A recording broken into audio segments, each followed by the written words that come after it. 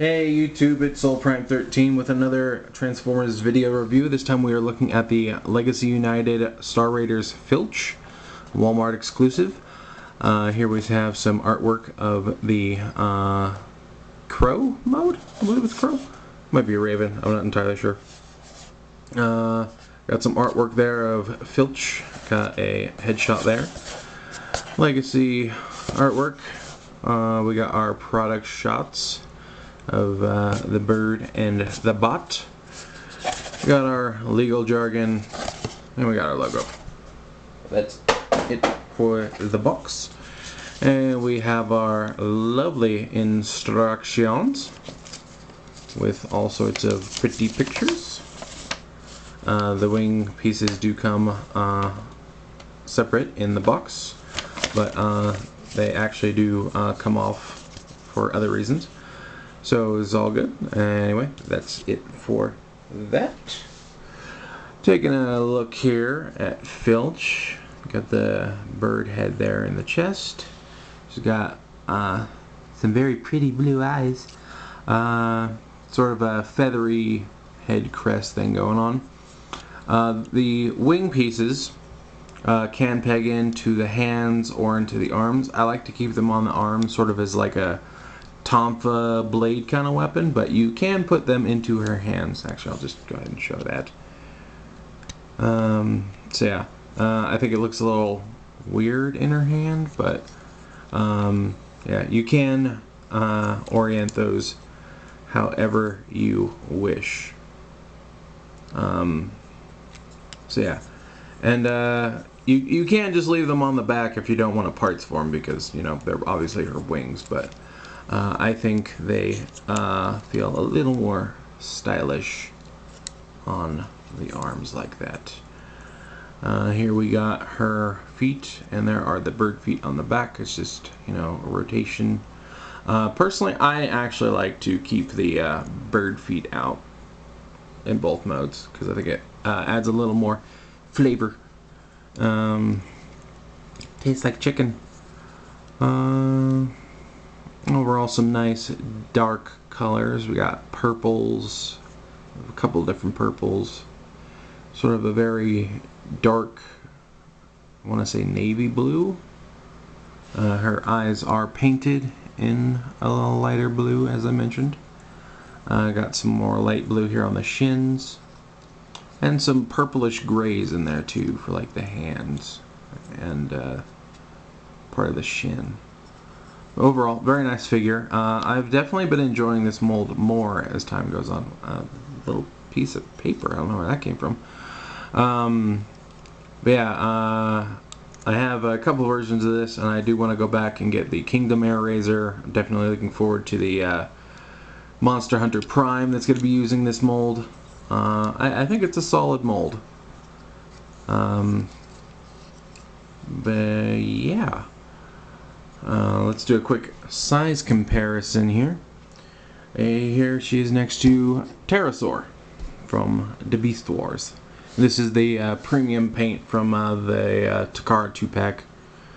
Big difference here is the chest and the head on the back. But give you a general idea of how they stack up there. He is definitely a little bit taller, but I believe they use almost very much the same engineering for most of it.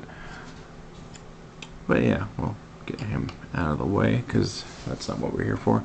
But yeah, and again, this is a Decepticon Fembot from, what was it, RID 2015, I believe.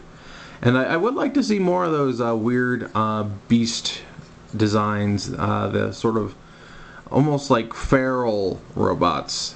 That is sort of how it seemed to me. I definitely want to see more of those designs, because I think they were cool. And I think this was an excellent use of this mold. I mean, you know, it's a very good mold for bird type characters. I guess now we can move into articulation. We'll just go ahead and take these off since we will need to soon anyway. The shoulders can go up that far. We get a little over 90 at the elbow. No rotation at the wrist, but it does have an additional joint to it. So you can get quite a bit of flex on that arm. So yeah. Do get some bicep swivel. Yes, we do get a full waist swivel, 360. Head is on a very good ball joint. Not as much side to side just due to the shape of the head, but very much up. A good chunk of down, and you can rotate around. In fact, you can get a ton of up if you rotate around for clearance. Oop, got it stuck there. Legs can move very far forward, not as far back due to the tail getting in the way, but still a good chunk. We do get a full splits, more than the full splits actually. Do get full knee bend pretty much, in part due to transformation. An extra transformation joint here if you want to like break your leg or something. And the feet are on ball joints, so you do get some wiggly waggly motion there. But yeah, fair bit of range due to all those joints. And yeah, don't really have too many complaints with the robot mode. It does feel very solid. And I think it portrays the character well. I mean, given I don't know too much because I didn't watch RID 2015, but I very much like this, and again, I would like to see more of those designs, and you know, I probably would appreciate them a little more if I ever do decide to go back and watch the show somewhere online. But I think that's it for the robot mode. So we might as well move on to transformation. So we're gonna go ahead and just sort of unhook these wings from the back and just sort of straighten them out. Just unhook them and straighten them out. Going to come here to the backpack and separate it, and then we are going to sort of pull it forward, and there are two joints, a double hinge here. It's on both sides, and they kind of move independently, so you'll need to make sure you move them both. But you want to bring the joint, because the back one, sorry, I'm like way off center.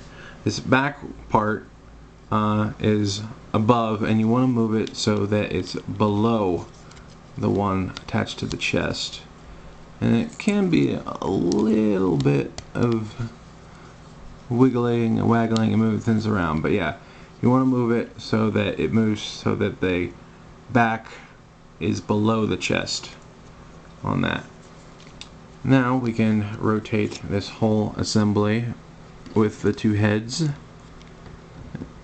There we go.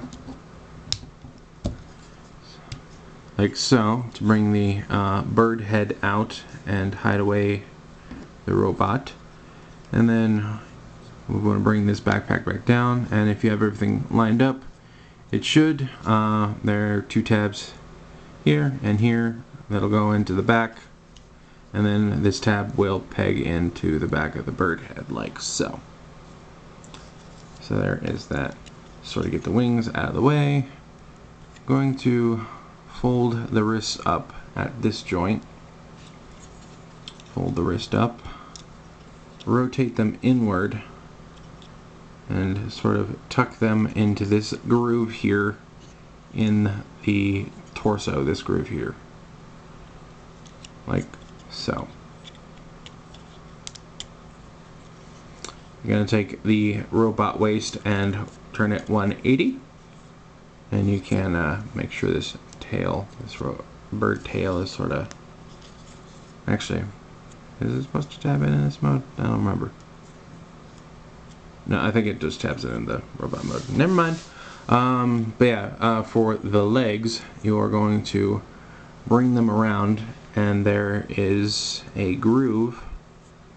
Yeah, this hole here in the thigh is going to peg over this here. like, oh, we do need to rotate the knee, so, but yeah, it'll peg in like so. Rotate the knee around, bring this whole assembly up, and peg it on like so. Then you just sort of want to flatten those shins and then bring that last joint forward to give her the birdie legs, like so. Then last but not least, we're going to come back here to the wings and bring in these pieces. And one side has a painted purple stripe and the other side does not. So, just a comparison here. Yeah, so you want the purple stripe to be facing up because it's also on the wing here. So, for this, you want to just peg it into these holes and then line it up. So now we have that stripe. And yeah, how you orient the wings is mostly up to you. There are options. So yeah, now we have her wings all done, and there are plenty of folding, moving joints that you can use to set those up however you so choose. Yeah, and I think that's pretty much it. So yeah. And here we have her in her crow slash raven slash bird mode. Yeah. And it's a nice looking mode. You know, all things considered, the robot, you know, compresses together well. You know, it's not perfect. I mean, very much visible head syndrome, type 1 VHS. You know, the waist doesn't really peg together, so, you know, this is kind of moving around.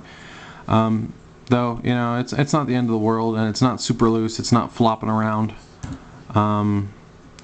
So I think it's okay. Yeah, the bird mode is definitely a little bit on the weaker side, but all things considered, I think it works well enough. I think it does good enough.